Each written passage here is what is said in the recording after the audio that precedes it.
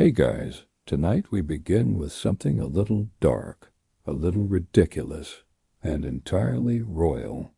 So grab your blanket, maybe a lukewarm cup of chamomile, and prepare yourself for a slow drift through some of the strangest bedtime stories history has coughed up.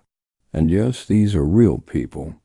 People who just happened to have too much gold, not enough common sense, and far too many cousins. This isn't a thriller.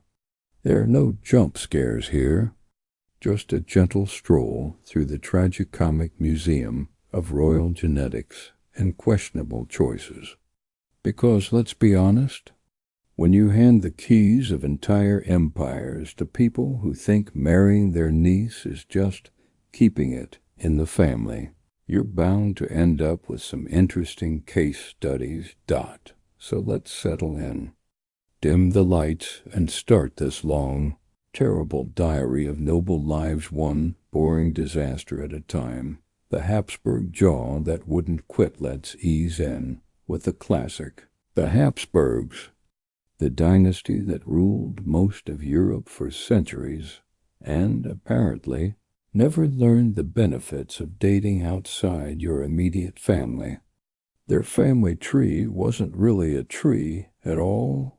It was more like a wreath, looping back onto itself again and again until you got some very unique results. Take Charles II of Spain, often nicknamed the Bewitched. Not because he was magical, but because his face made people think something supernatural must be wrong. Born in 1661, poor Charles had the full genetic cocktail of generations of Habsburg inbreeding. His chin was so pronounced it looked like it had its own career. The famous Habsburg jaw wasn't just noticeable, it was like the family crest, stamped right onto his skull. And here's the kicker. Charles's parents were uncle and niece, which, if you're wondering, is not recommended by any medical handbook. The result? Charles couldn't chew properly. He had trouble speaking clearly. He was physically weak, often ill, and struggled mentally too. Spain basically handed the throne to a man who looked like a wax figure melting under a soft candle.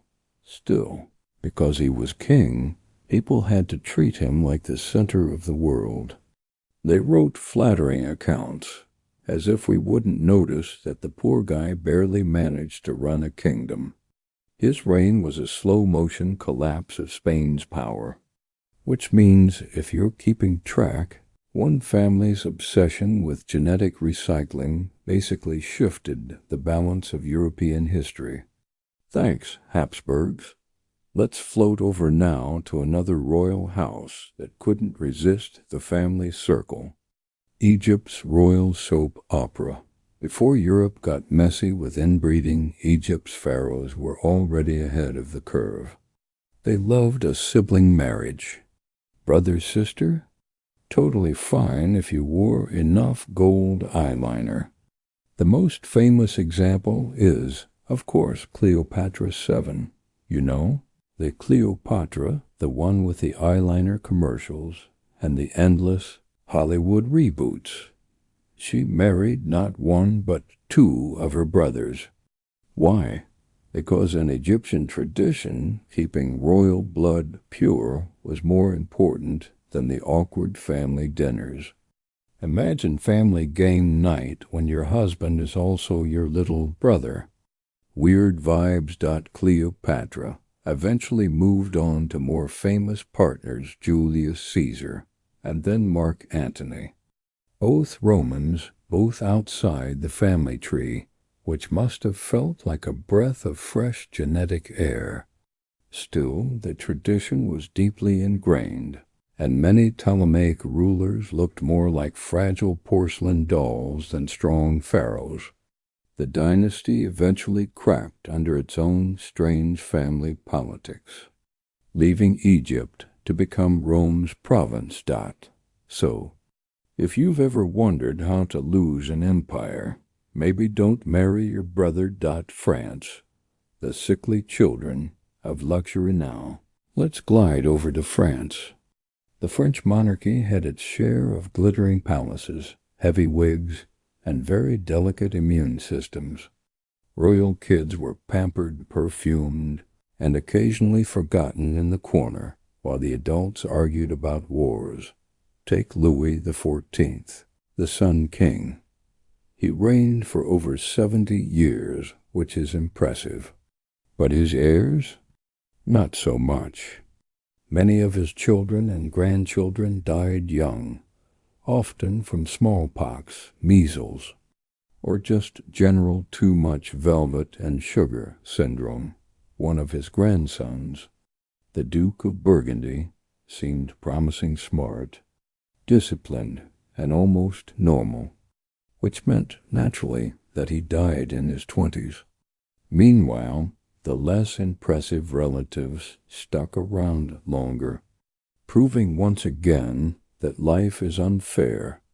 The French royal nurseries were filled with endless tragedy, and yet the dynasty kept going because there was always another cousin to drag into the succession.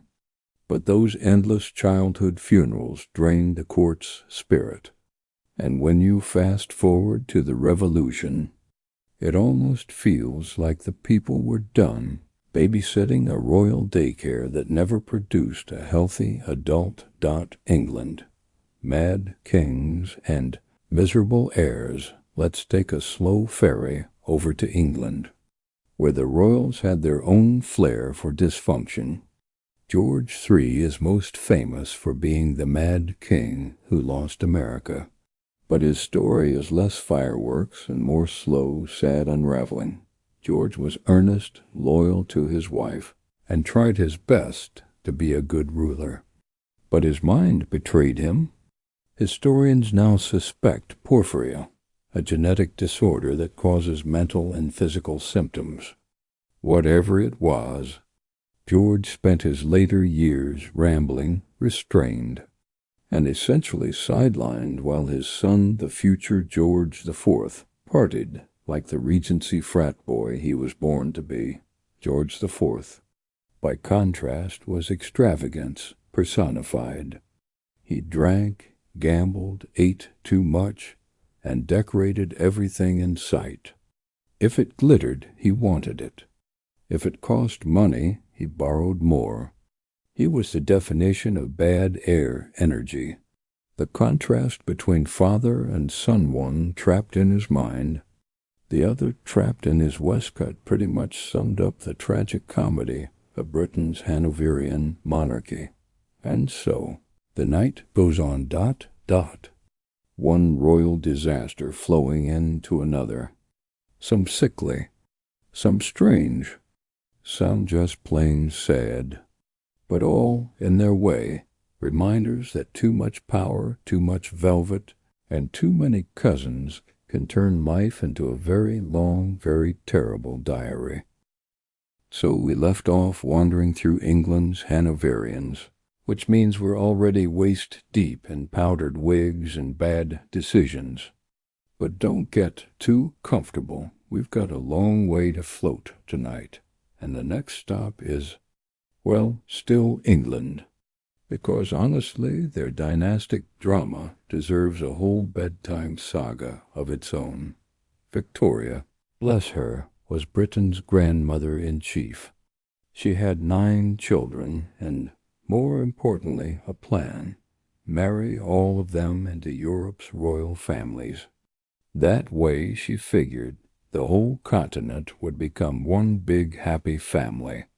Peace through cousinhood. Sounds cozy, right? The result?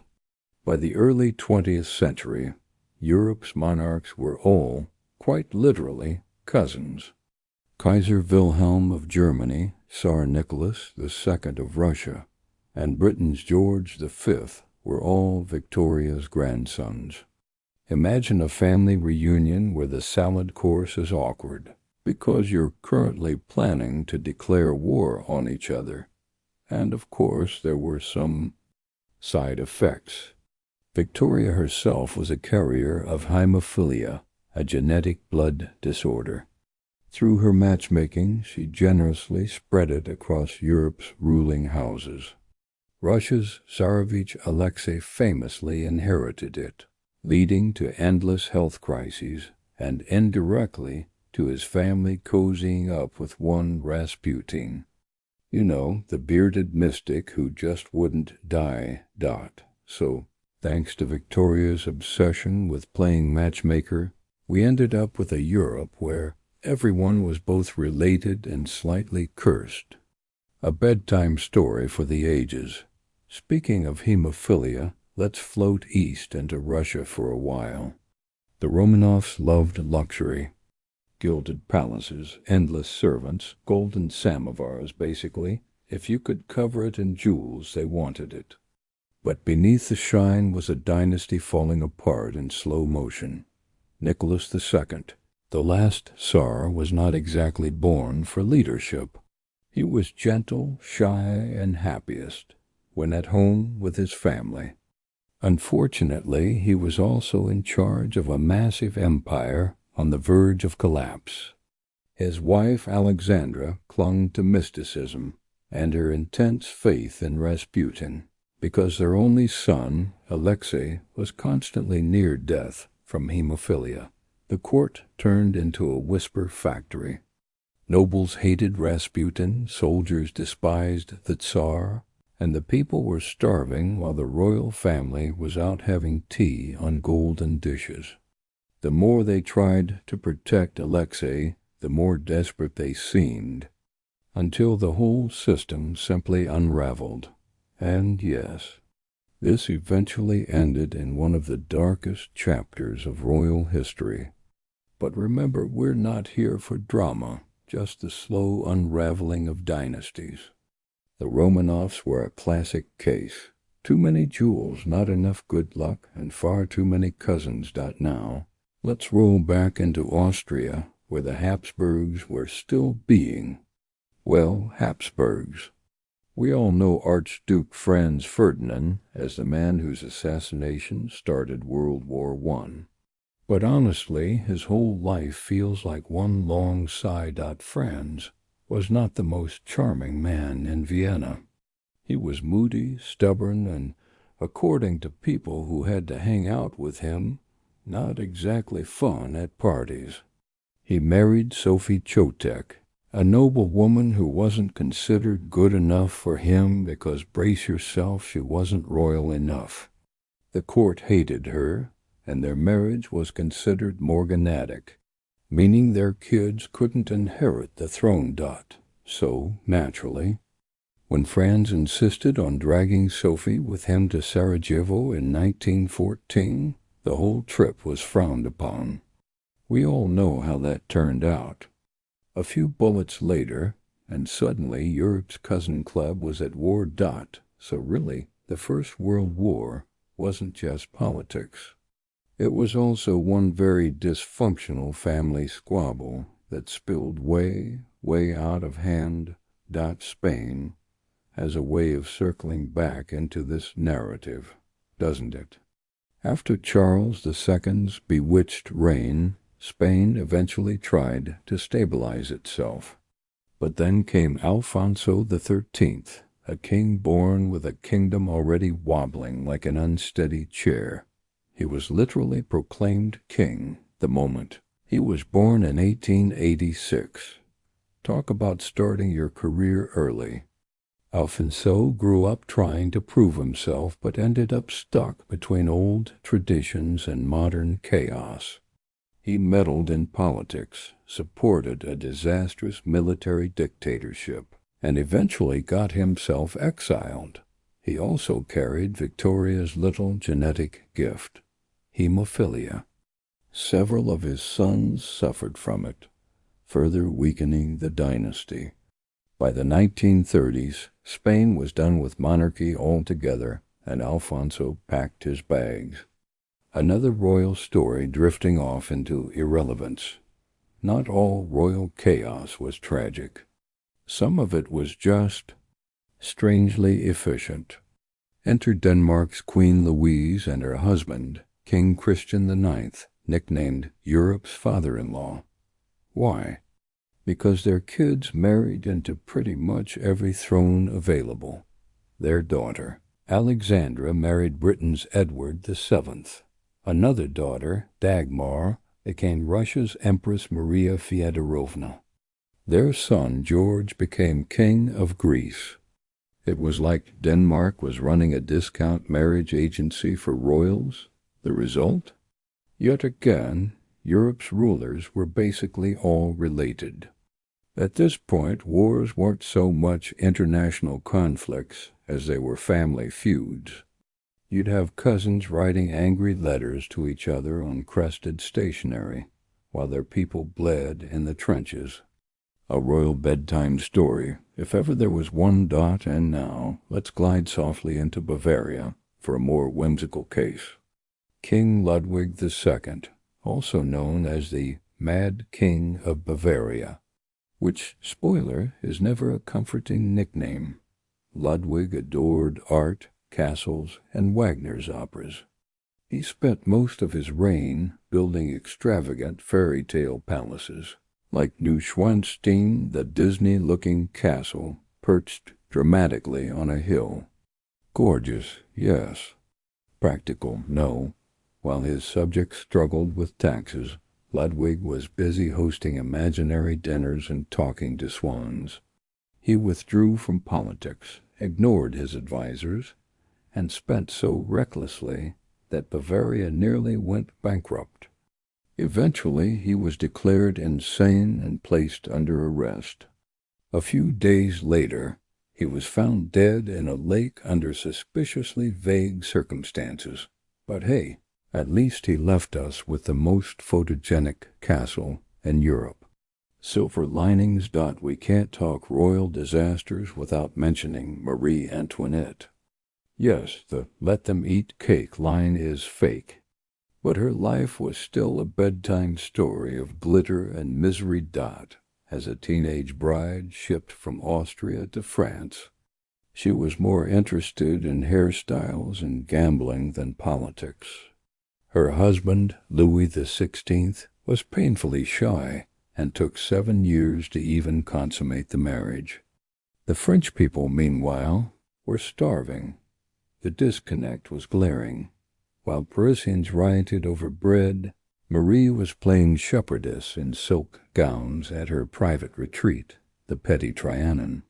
She wasn't evil, just deeply out of touch. And in the end, the revolution decided it had had enough of both wigs and weak kings. Another dynasty snuffed out. Another royal head in the history books. That pattern that never changes. And so, we drift further into the night, watching one dynasty after another repeat the same old script. Too much power, too little common sense. Too much inbreeding, not enough perspective. Too many jewels, not enough empathy. From Spain's jawlines to Bavaria's swan chats, from England's mad kings to Russia's mystics, it's all one big, terrible diary of royal life. And the strange thing is, they never learned. Generation after generation, they doubled down on bad choices, like it was a hereditary hobby. But lucky for us, that makes for endless, sleepy storytelling. And we've still got plenty of night left. So far, we've wandered through inbred shins, awkward marriages, and kings who had more conversations with swans than with their ministers. But history's royal nurseries offer even more late-night reading material. Because what happens when you pamper a child like they're the center of the universe, then hand them a crown the size of a pumpkin? Usually disaster. The Tudors. Tiny princes, big problems. Let's start with England again. The Tudors are always good for bedtime gossip. Henry VIII, famous for divorces, executions, and generally treating wives like rental horses, finally got his long-awaited son with Jane Seymour. That boy was Edward VI. Everyone celebrated. Finally, a male heir. The future of the Tudor dynasty was secured. Except not really. Edward was smart and studious, but he was also sickly. He became king at age 9. At that age, most kids are still figuring out multiplication tables. Not religious reform. But Edward, under the guidance of advisers, pushed Protestant policies hard. His body, however, gave out before his ideas did. He died at 15, leaving the throne in chaos. The Tudors had gambled everything on one fragile boy, and the dynasty basically crumbled into one of history's more confusing episodes, featuring Lady Jane Grey's 9-day reign and Mary the First's attempt at Catholic revenge. In other words, all that fuss over Edward, and the poor kid barely got to enjoy his own crown. Sickly sons of France also had a knack for producing heirs who just weren't built for the job. Louis XIII, for instance, spent much of his childhood sick, weak and emotionally stunted. His mother, Marie de Medici, dominated his youth and treated him like a pawn. As king, he relied heavily on Cardinal Richelieu to do the heavy lifting. Louis was technically king, but Richelieu was the one pulling the levers. Then came Louis XIV, the Sun King, who lived forever by 17th century standards. But here's the problem. His children and grandchildren dropped like flies. Epidemics wiped out whole branches of the family tree. His great-grandson, Louis XV, was only 5 when he inherited the throne, which meant another regency, another round of nobles arguing, and another child stuck in lace collars while adults ran the show. France's monarchy had the unfortunate pattern of alternating between sickly kids, regencies, and one long-lived ruler who hogged the throne until everyone else died waiting. It's almost comical. If you ignore the actual funerals, Russia's fragile heirs, the Russian Tsars, also had a bad track record with heirs. We already drifted through Alexei Romanov, the hemophiliac boy, whose illness brought Rasputin into the palace. But he wasn't the only fragile child in Russia's royal history. Ivan the Terrible, back in the 16th century, had sons who were, well, disappointing. His heir, Ivan Ivanovich, was actually capable. Unfortunately, Ivan Sr. killed him in a fit of rage, because of course he did. That left Russia with the feeble Fyodor, who had neither the health nor the intellect to rule effectively. The dynasty sputtered out, leading to Russia's time of troubles, which, to be fair, is exactly what you'd expect with a name like that. Russia's story is full of heirs who weren't strong enough to handle the weight of empire, whether because of disease, bad temper, or just the curse of being born into a family that kept marrying its cousins. Spain again, because Spain just can't catch a break. Poor Spain. After Charles II, you'd think they might have learned a lesson about family trees that fold back on themselves. But no, Philip V, who took the throne after the War of Spanish Succession, was deeply unstable. He suffered from severe depression, paranoia, and what we'd probably call bipolar disorder today. At times he refused to change his clothes or even leave his bed. His French wife, Elizabeth Farnese, basically ran the government while Philip muttered about demons. His sons didn't fare much better. Ferdinand VI inherited the throne but slipped into melancholy and madness after his wife died, reportedly spending his final months wandering his palace at night, singing to himself, which is a haunting bedtime image, but still very on brand for the Spanish Bourbons. Austria's child emperors. Let's take a quiet step into Austria again. The Habsburgs weren't just famous for their chins. They were also fond of crowning kids who were barely old enough to sit upright. Joseph II, for example, became Holy Roman Emperor while still in his 20s. He actually tried to reform things, religion, taxes, serfdom, but moved so fast that everyone hated him. His subjects ignored him, his family criticized him, and his reforms mostly collapsed after his death. He spent much of his reign lonely, overworked, and coughing himself into the grave. Later, Francis II became the last Holy Roman Emperor. He inherited the throne as a teenager, just in time to deal with Napoleon. Imagine being 18 and suddenly responsible for facing down one of history's most ambitious conquerors. Francis never really had a chance, and his reign was basically one long exercise in damage control. Portugal's melancholy. Monarchs Portugal also joined the Sad Child King Club. King Sebastian became monarch at age 3. He grew up obsessed with crusading glory and convinced himself he was destined for greatness. Spoiler, he wasn't. Sebastian marched off to Morocco in 1578 with grand plans of holy war. He was 24. He died in battle almost immediately, leaving no heir. The result? A succession crisis that ended with Portugal basically getting swallowed by Spain for 60 years. So much for destiny. Spoiled children of palaces, beyond the sickly and fragile. There were the spoiled. The children raised in palaces where no one ever said no. Louis XVI of France, as a child, was shy, clumsy, and not especially bright. Surrounded by flatterers and given no real responsibilities, he grew into a king who couldn't make decisions.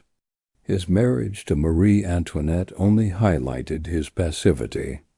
Spoiled by privilege, but neglected in character, Louis XVI simply wasn't ready for the storm of revolution. Tsar Paul I of Russia had a similar upbringing.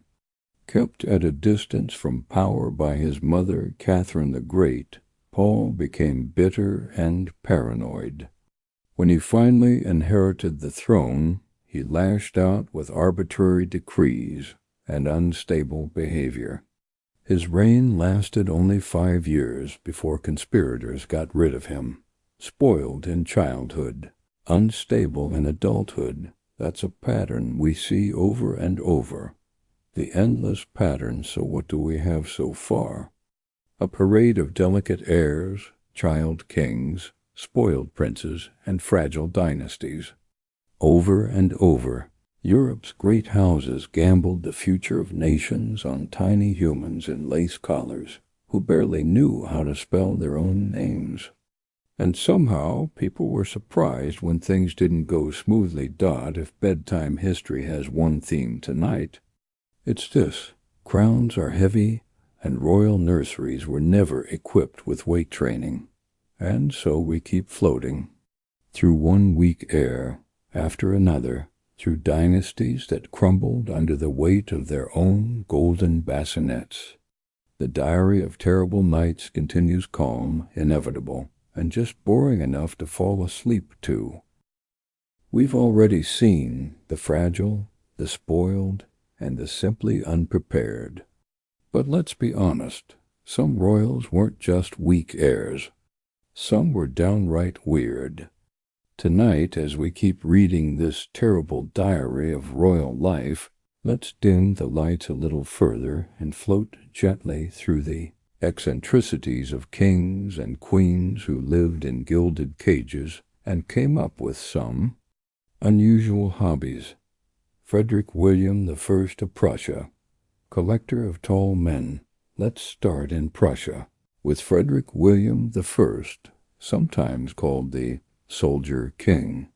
Except his idea of military greatness was A bit odd. He had a fascination with very tall men, like really tall, over 6 feet, which in the 18th century was practically giant status. So he created his own private regiment, the Potsdam Giants. His soldiers weren't chosen for skill or bravery. They were chosen for height. If you were a Prussian peasant who happened to be 6'4", congratulations, you were drafted into this human parade. Foreign courts even sent him tall men as diplomatic gifts. He adored this regiment, painting portraits of them, parading them around like action figures. Some historians say he thought taller soldiers would intimidate enemies. Others think he just liked looking at them. Either way, the giant regiment cost Prussia a fortune and contributed nothing to its military success. So yes, imagine being a 6-foot man in the 1700s, rare, impressive, and immediately kidnapped by a king who wanted you to march in his oversized toy army. Philip V of Spain, pajama monarch, remember Philip V, the depressed Spanish Bourbon we met earlier? Well, he also had some strange nighttime habits. When his melancholy struck, he often refused to get out of bed. For days, sometimes weeks. Ministers had to meet him while he lay in his night clothes, refusing to dress. He conducted government business from under the covers, mumbling orders while half asleep. He also suffered from obsessive rituals. At one point, he insisted on touching every corpse of his deceased relatives, convinced it would bring him peace. Unsurprisingly, this didn't do wonders for his reputation. So while Spain needed strong leadership, Philip was basically a royal ghost in pajamas, haunting the palace halls with odd routines. Christian VII of Denmark, puppet King Denmark, also had its fair share of bedtime material. Christian VII, who reigned in the late 1700s, was known for his mental instability. He suffered from what today might be diagnosed as schizophrenia, along with a flair for odd behavior. He spent hours compulsively washing his hands. He made faces during formal ceremonies. And most famously, he neglected his queen, Caroline Matilda, who eventually had an affair with his doctor, Johann Struensee. This is the kind of scandal that feels more like a soap opera than real history. Struensee essentially became Denmark's ruler through the queen, introducing reforms while the actual king wandered about with his personal obsessions. Eventually, Struensee was executed, Caroline was exiled, and Christian was left as a puppet monarch, controlled by advisors while being gently tucked away from real power. So, yes, Denmark once had a king whose reign was basically run by his doctor and his wife, Peter the Great, Barber of Russia. Peter the Great of Russia, unlike Christian VII, was not passive. He was active to the point of terrifying. His reign was one long project of modernizing Russia, and he had some unusual hands-on methods. For one thing, he hated beards. To him, they symbolized the old, backward Russia. So he personally went around cutting them off. Imagine being a nobleman at court, only for your 6-foot-tall Tsar to lunge at you with scissors. He also practiced dentistry, and not in a trained way. He simply pulled teeth from his courtiers, often healthy ones, just because he wanted to. He collected them, showing off his pile of extracted molars like trophies. This was a man who could reform the army, build a navy, and redesign a city, and still have time to terrify his nobles with impromptu barber-surgeon hobbies. Charles VI of France, the mad king who thought he was glass now, let slip into France for one of the strangest cases of royal delusion. Charles VI, who ruled in the late 1300s, suffered from psychotic breaks. During these episodes, he believed he was made of glass. Yes, actual glass. He wore reinforced clothing to protect himself from shattering. He refused to let people touch him, terrified that a casual bump would break him into pieces. He also had violent rages, sometimes forgetting who his family was, even killing his own men in fits of madness. His reign was a mess, with factions ruling in his name while France slipped deeper into chaos. But the glass delusion, that's the bedtime detail that really lingers. Imagine an entire court tiptoeing around a king who thought a hug could literally shatter him. Rudolph, II of the Holy Roman Empire, hoarder of curiosities Rudolph II, a Habsburg emperor in the late 1500s, had one of the strangest royal collections. While most rulers collected art or jewels, Rudolph hoarded bizarre curiosities. His palace in Prague was filled with stuffed exotic animals, mechanical automata, strange scientific instruments, and rumored occult items that he loved alchemy and astrology, inviting mystics, magicians, and odd scholars to his court. While his empire slid into dysfunction, Rudolph wandered among his cabinets of curiosity, more interested in whether someone could turn lead into gold than whether his armies could win a war in the end. His obsession with the weird over the practical left his dynasty weakened. But hey, he'd basically invented the world's strangest museum. George IV of Britain, the overdressed party king. We touched on him briefly, but George IV deserves his own sleepy spotlight. He was extravagance personified. Nicknamed Prenny, he adored fashion, food, and excess. He built the Royal Pavilion in Brighton, a palace that looked like someone mashed up an Indian temple and a Chinese pagoda, then sprinkled it with glitter. He wore outfits so heavy with gold embroidery that he needed help standing. He drank oceans of wine, ate like there was no tomorrow, and ballooned in weight to the point where he couldn't ride a horse by the end of his life. He was living on laudanum and brandy, hiding from public view, and generally proving that being spoiled can sometimes be its own slow downfall. Ferdinand, I of Austria, the good-natured but not very bright. Let's drift back to Austria for a gentler case. Ferdinand I, who reigned in the mid-1800s, was known for his good nature, but limited mental capacity. He suffered from epilepsy and likely developmental disabilities due to generations of Habsburg inbreeding.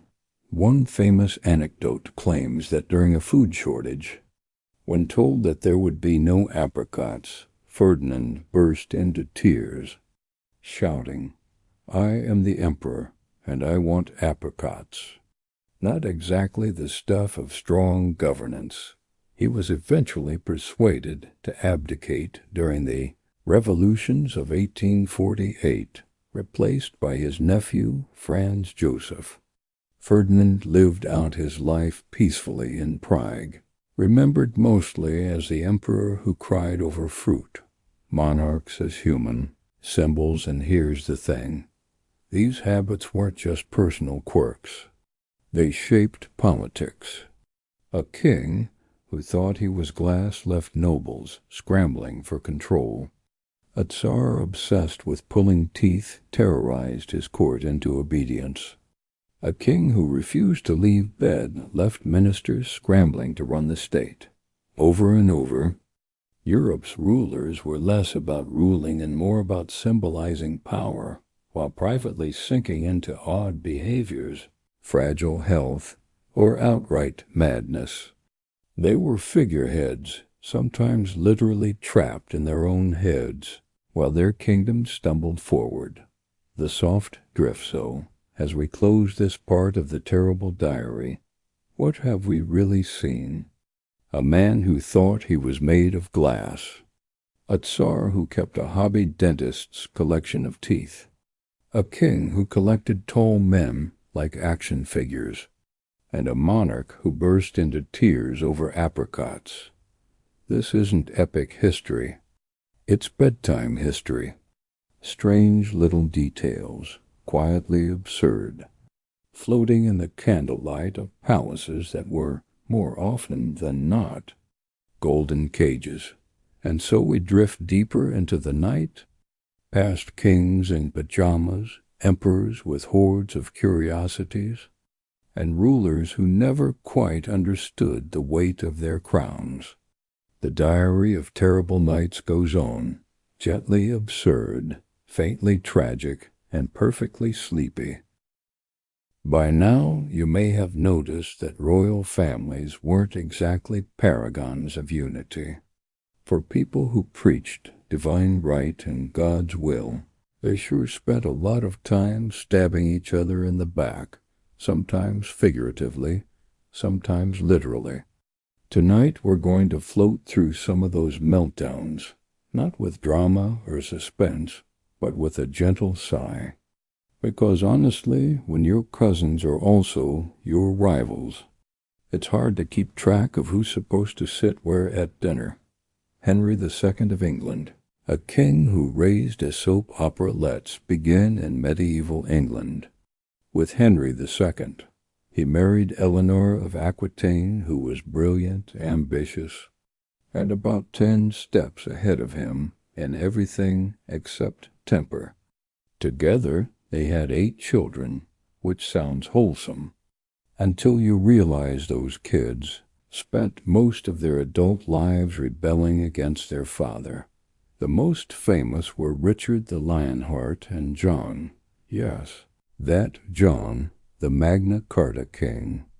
Henry's sons teamed up with their mother, Eleanor, to plot against him. More than once.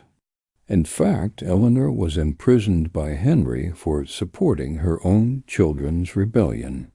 A family reunion with this crew would have been one long awkward silence, broken only by the clink of swords.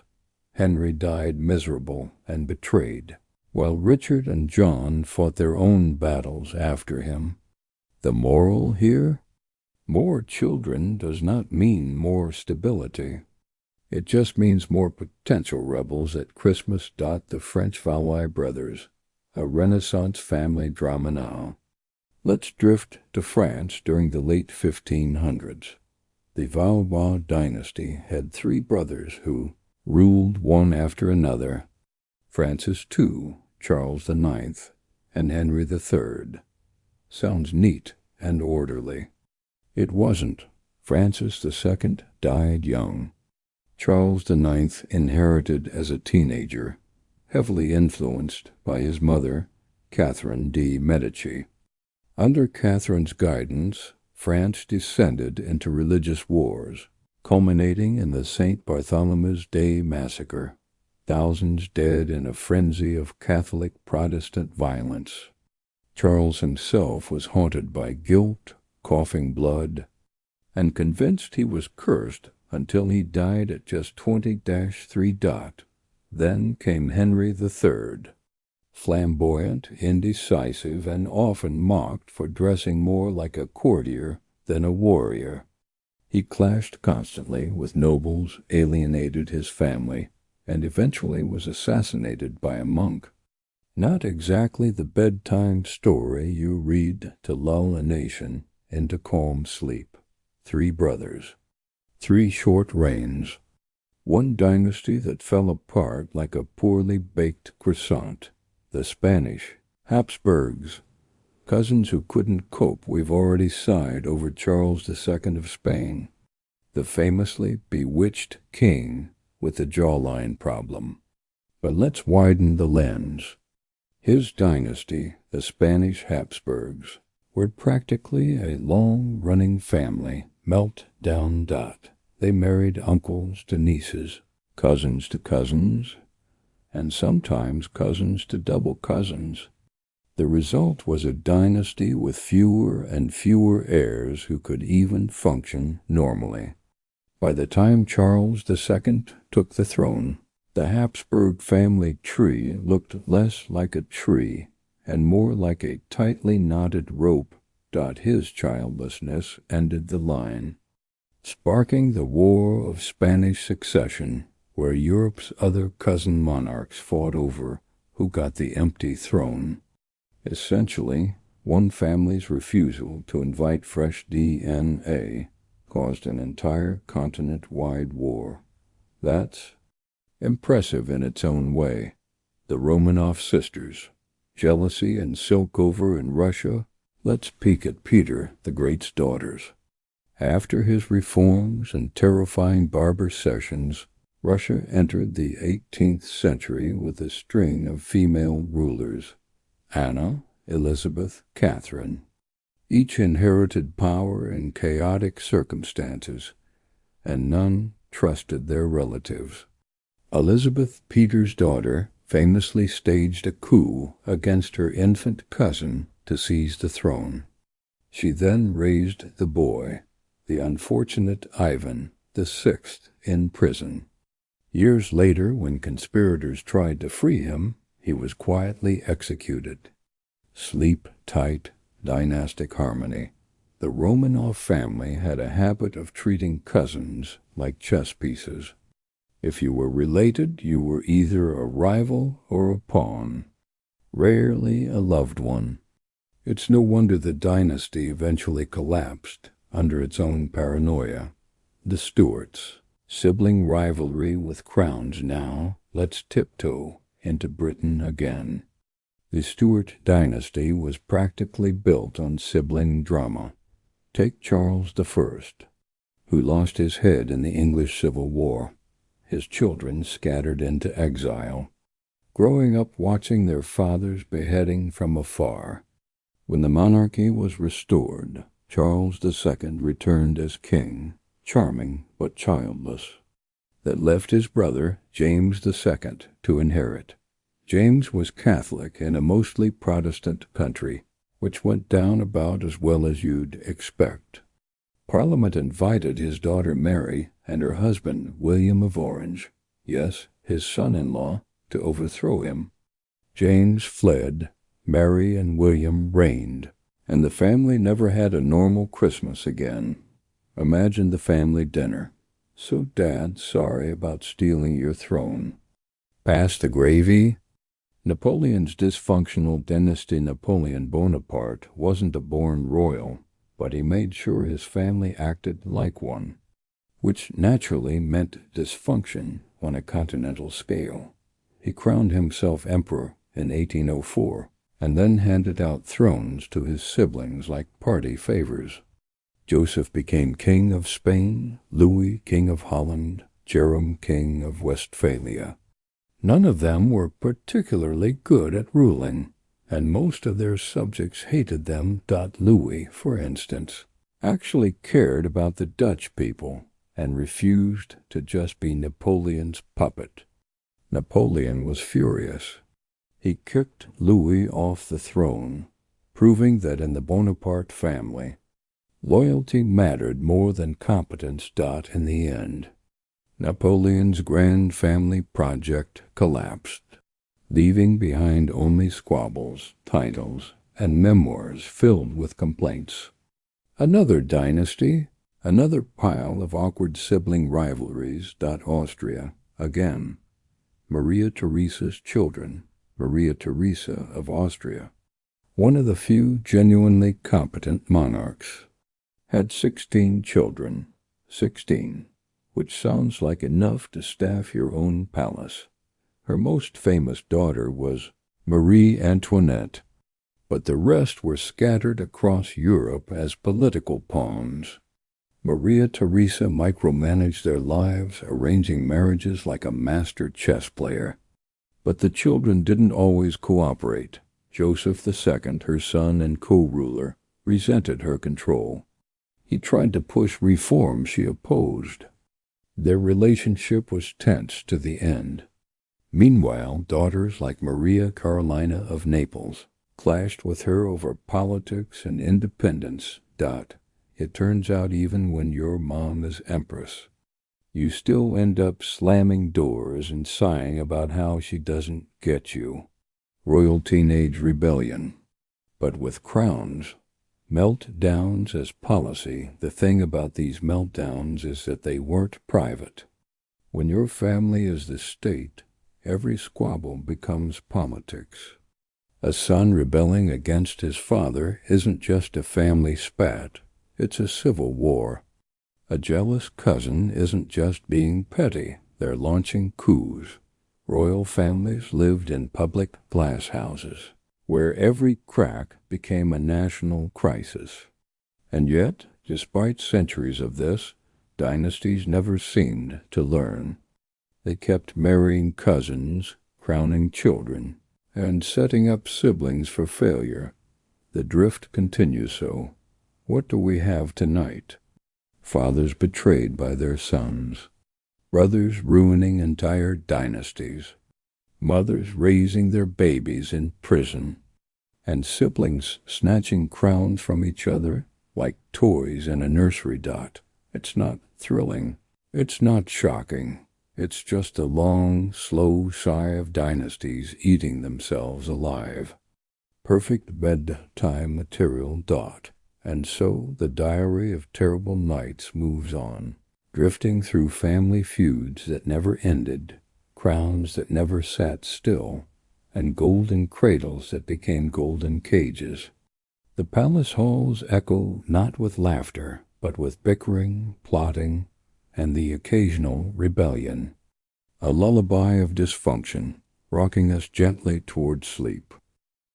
By this point, you've probably realized royal dynasties had a special gift, turning weddings, successions, and abdications into long-running disasters.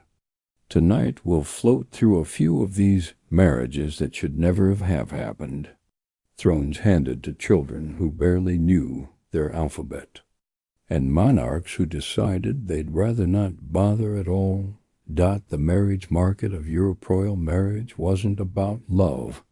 It was about politics, dowries, and keeping that precious bloodline pure, which, as we've already sighed over, usually meant marrying a cousin or three. Take poor Catherine of Aragon. She was first married to Arthur, Prince of Wales, Henry VIII's older brother. Arthur promptly died at 15, leaving Catherine a widow in a foreign country. To keep her dowry, England decided she should just marry Henry instead. Smooth transition, right? That marriage worked until it didn't. After years without a surviving male heir, Henry decided God was punishing him for marrying his brother's widow. Divorce followed, the Pope refused, and suddenly Europe had a reformation on its hands. All because of one awkward wedding arrangement. So yes, an entire continent's religious structure collapsed basically because of a messy in-law situation. The tragedy of Mary, Queen of Scots' few royal lives read like a bedtime soap opera more than Mary. Queen of Scots. Married at 15 to the French Dauphin, Mary became Queen of France as a teenager.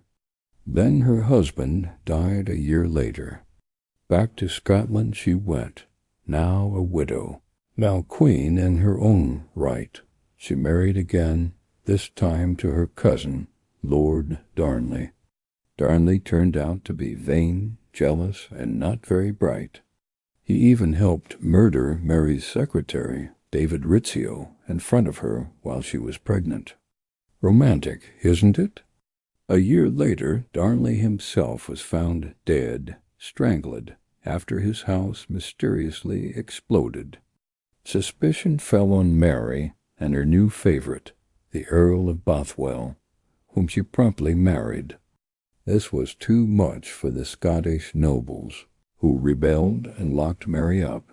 She fled to England seeking refuge with her cousin Elizabeth I, who, after 20 years of awkward imprisonment, eventually had her executed.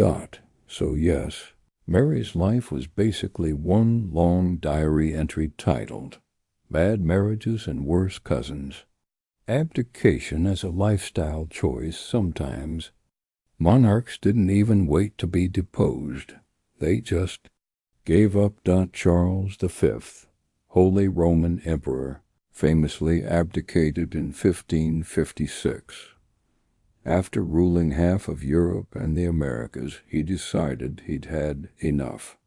He handed Spain to his son Philip II, the Holy Roman Empire to his brother Ferdinand, and retired to a monastery. There he reportedly spent his time gardening, praying, and staging his own funeral, repeatedly. Because why not rehearse? Fast forward to Edward VIII of Britain, who abdicated in 1936 for love. He wanted to marry Wallis Simpson, an American divorcee. The British establishment said no. Edward said fine and walked away from the crown. His brother became George VI, father of the current Elizabeth II. While Edward spent the rest of his life wandering Europe, occasionally making poor fashion choices and questionable Nazi-sympathizing comments. So whether it's rehearsing your own funeral or giving up a throne for romance, abdication has always been history's laziest plot twist. The child kings of France, again. Because France couldn't stop, France had a habit of crowning children. We already drifted past Louis XV inheriting at age 5. But before him came Louis XIV, who also inherited at age 4. Picture this. A toddler in a crown, barely able to form full sentences, being declared the Sun King. Of course, he wasn't really ruling. His mother and Cardinal Mazarin ran the show, while little Louis practiced royal pouting. Child kings meant endless regencies, endless noble squabbles, and endless opportunities for palace intrigue, which is basically France's way of saying, yes, we know this won't work, but let's do it anyway. The weird succession of Sweden. Let's float north for a moment. Sweden had its own odd royal shuffle in the early 1800s. King Charles XIII was old, childless, and not exactly inspiring. So Sweden decided to elect a new heir. Their first choice, a Danish prince, died almost immediately. Plan B was even stranger. They picked Jean-Baptiste Bernadotte, a French general under Napoleon. Bernadotte had fought against Sweden in the past, but why let that stop you? He moved to Sweden, converted to Lutheranism, and became heir. Eventually, he ruled as Charles XIV John, founding a dynasty that still sits on the Swedish throne today. So yes, the Swedish royal family owes its survival not to a long family tree, but to an imported French soldier who probably never expected to be king of Scandinavia. Royal weddings. That went wrong. Royal weddings were supposed to be alliances, but more often they were disasters wrapped in velvet. Louis XVI and Marie Antoinette's marriage, for instance, was meant to cement Franco-Austrian ties. Instead, it gave France a queen the people resented as a foreign spender. Their awkward wedding night, which took years to be consummated, became court gossip, fueling pamphlets that mocked them relentlessly. Then there was Catherine de' Medici's daughter, Margaret of Valois, who married Henry of Navarre. The wedding took place in Paris in 1572, bringing Catholics and Protestants together briefly. Days later, the St. Bartholomew's Day massacre began, with thousands of Protestants killed. So yes, the honeymoon vibes were not great. Sometimes weddings brought peace. More often they brought pamphlets, massacres, or at best, awkward silences. The non-ruling monarchs finally. We can't ignore the monarchs who technically held crowns but barely ruled. Take Louis XVIII of France. After Napoleon, he was restored to the throne, but he mostly shuffled around, overweight and exhausted, letting ministers run the country. He was more furniture than king. Or take Wilhelm II of Germany. He technically ruled the German Empire, but his erratic behavior, poor decisions, and obsession with military uniforms left advisors constantly cleaning up after him. His erratic speeches alienated Britain, France, and Russia. By 1918, the empire collapsed, and Wilhelm scurried off to the Netherlands to chop wood in exile. These were kings who looked good on coins, but not so much in practice. Drifting toward the pattern when we step back. The pattern is always the same. Marriages meant to secure dynasties only weakened them. Child kings left thrones vulnerable. Abdications showed crowns weren't always worth the headache. And imported heirs proved that thrones weren't as sacred as monarchs liked to think. The Diary of Terrible Nights, it seems, is really just one long cycle of awkward weddings, fragile children, and rulers who would rather nap than govern. By now we've sighed through inbred heirs, pajama kings, swan whisperers, abdications, and feuding cousins. Tonight we float gently into the later chapters, when monarchies began to shrink, stumble, and quietly fade into symbolic roles. The crowns remained, but the power slipped away. A terrible diary doesn't always end with a bang. Sometimes it just drifts into silence. The French Bourbons. Too many restorations. France really couldn't make up its mind about monarchy. They had kings for centuries, chopped a few heads off in the Revolution, then brought them back, then kicked them out again, then brought them back again. It was like a long-running soap opera where the writers couldn't settle on an ending. After Napoleon fell, Louis XVIII, brother of the executed Louis XVI, became king. He tried to rule quietly, but his reign was really just one long balancing act between revolutionaries and royalists. He mostly waddled around Versailles, too overweight to inspire much loyalty. Then came Charles X, who doubled down on divine right and promptly got himself chased out in 1830. After him, Louis Philippe styled himself the citizen king, but people weren't impressed with his middle-class manners either. Another revolution in 1848 tossed him out. France basically looked at monarchy like a bad habit it couldn't quite quit, always trying it again, always regretting it. The Romanovs. A dynasty in slow-motion collapse. We already floated past Nicholas II. But the fall of the Romanovs is worth another slow glance. Nicholas was devoted to his family, but indecisive, weak, and completely unsuited for handling the pressures of a modernizing Russia.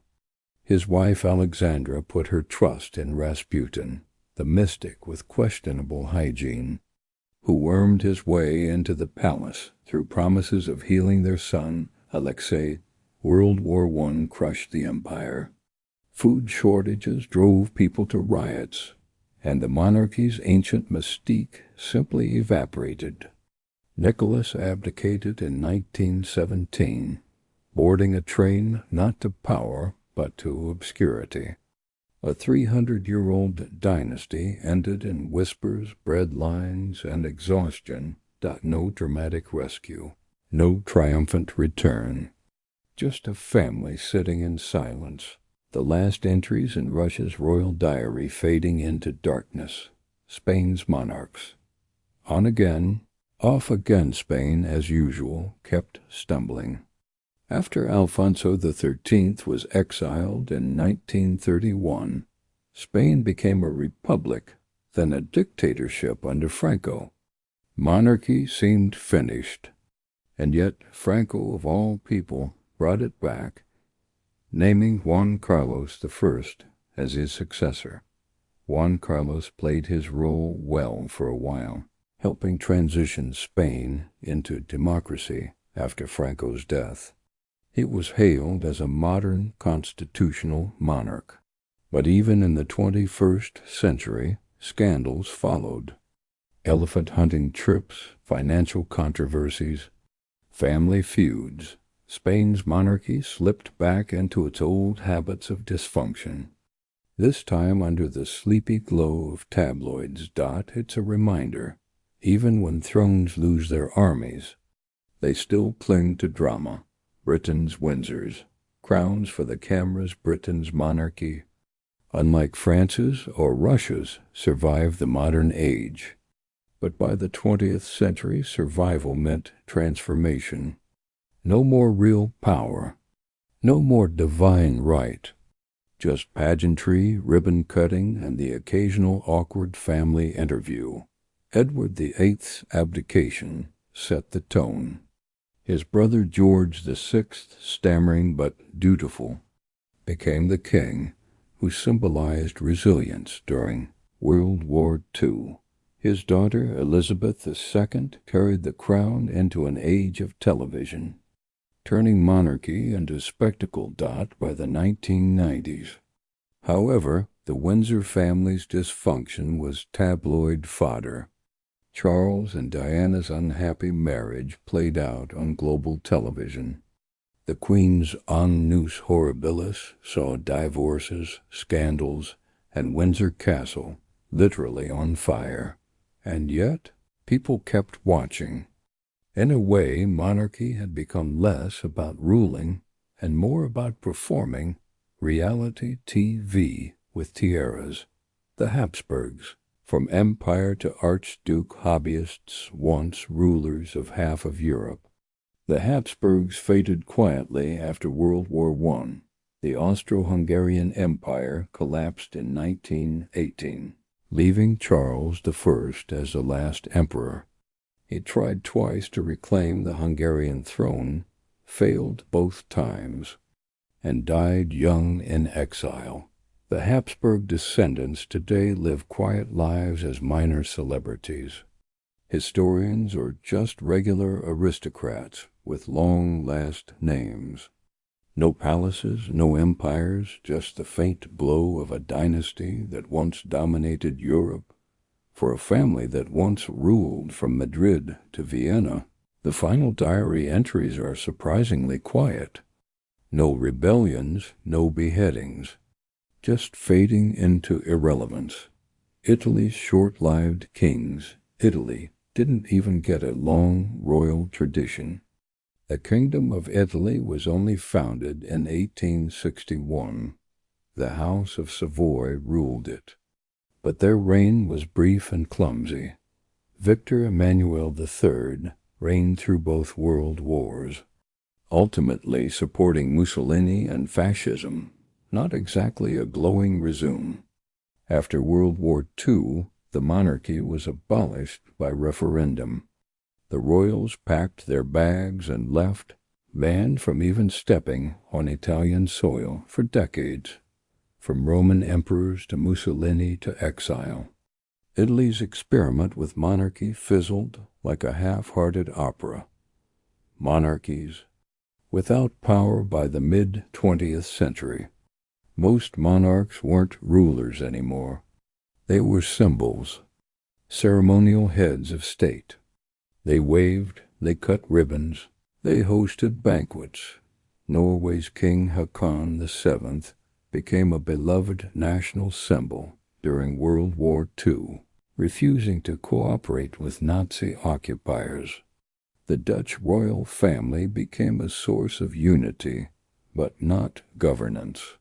The Danish, Belgian, and Swedish monarchies kept their crowns, but mostly as reminders of tradition. The crown, once so heavy it crushed dynasties under its weight, became light, almost hollow. The terrible diary shifted from political disasters to tabloid scandals, from wars to weddings. Crowns in the 21st century today, monarchy survives mostly in ceremony and spectacle. The British still put on coronations and weddings with golden coaches, but the actual ruling is left to parliaments. Spain's royal scandals still grab headlines, but no one fears them like Philip II. Scandinavian kings and queens mostly just smile for cameras and serve as comforting bedtime symbols of stability. In a way, monarchy has always been about performance. Once it was performance with armies and executions. Now it's performance with tiaras and TV coverage. The function has changed, but the absurdity remains, the final drift. So, as the diary stretches into its modern chapters, what do we see? Empires collapsing quietly. Crowns reduced to photo ops. Dynasties surviving only in the pages of tabloids. The golden cages are still there, but now they're polished for tourists, not rulers. The terrible nights of medieval heirs and inbred kings have given way to awkward press conferences and reality TV marriages. Different stage, same old story. And now, as the night stretches on, we reach the final part of this long, terrible diary. We've wandered through inbred jaws, child kings, pajama monarchs, swan-loving dreamers, abdications, scandals, and crowns that turned into nothing more than props. It has been a slow parade of dysfunction, absurdity, and faintly tragic comedy. And like any bedtime story, we now drift toward a softer close. Because eventually, even monarchies, those towering symbols of divine power, grew tired. The crown as symbol, not burden. The crowns of Europe today don't weigh much. They're not tools of power anymore. They don't carry armies or spark wars. They sit in museums, appear on ceremonial days, and sparkle under carefully directed lights. The British crown jewels, once fought over by kings, are now photographed by tourists in quiet queues. The Spanish throne is guarded by protocol, not armies. The Dutch, the Norwegians, the Swedes, all have thrones that are more like museum pieces, reminders of tradition rather than instruments of control. And yet there's comfort in this shift. For centuries, monarchs crushed themselves and their families under the impossible weight of divine right. They cracked, they collapsed, they went mad, they died young. The terrible diary of nights was filled with more sighs than victories. Today, the crown is lighter, and lighter things are easier to sleep under. From thrones to sofas, there is something almost cozy about how far monarchs have fallen. Once, royal palaces echoed with the footsteps of scheming nobles, angry mobs, and frightened servants. Now, those same palaces are gift shops, museums, or filming locations for Netflix dramas. Once, monarchs carried the fate of entire nations on their shoulders. Now, they worry about whether their speeches sound relatable or whether the tabloids are being mean. In the grand sweep of history, that's not decline. That's relief, because it means that the crown no longer decides who starves and who feasts. It just sits on a head, gleaming politely for the cameras, the absurd cycle looking back. The cycle is absurd in its repetition. Marry cousins, hope for heirs, crown a child. Watch things collapse, repeat. Lock up your sister, exile your brother, betray your father, repeat.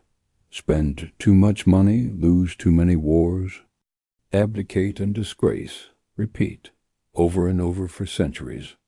The diary of terrible nights could go on forever, because monarchs rarely learned. But the cycle has slowed now.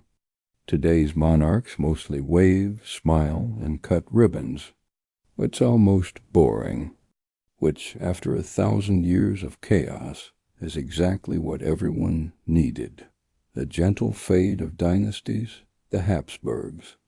Once the most powerful family in Europe, are now remembered for their jawline more than their empire. The Romanovs, once ruling half the world, are now icons in faded portraits. The Bourbons of France are museum ghosts. The Bonapartes are coffee table anecdotes.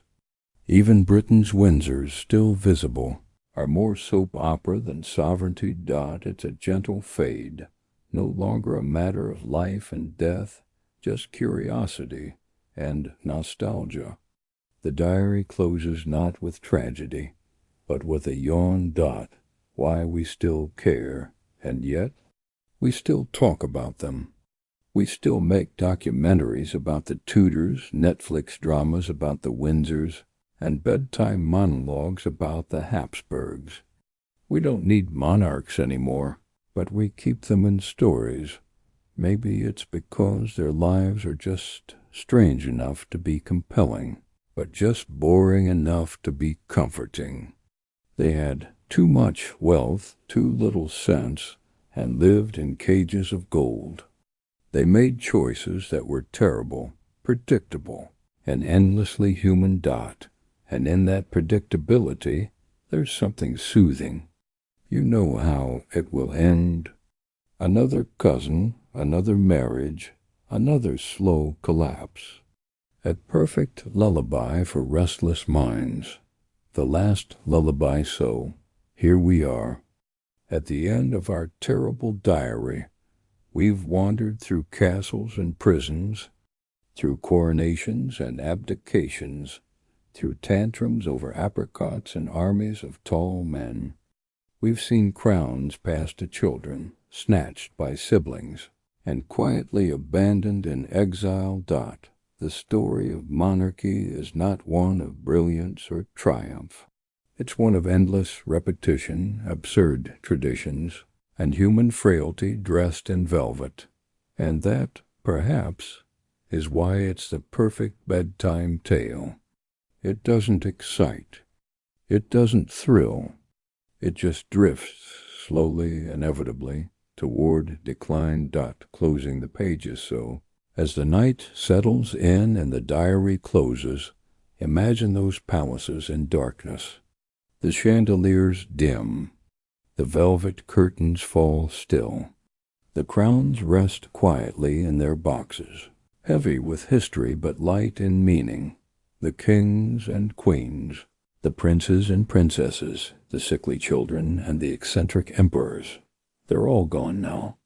Just whispers in the archives, just names in books, just portraits on museum walls. Their terrible nights are finished. Ours are only stories. And that, dear listener, is the end of our long, terrible diary of monarchs. May it send you softly into sleep, where no crowns are heavy, no cousins are rivals, and no one ever cries over apricots again. Good night.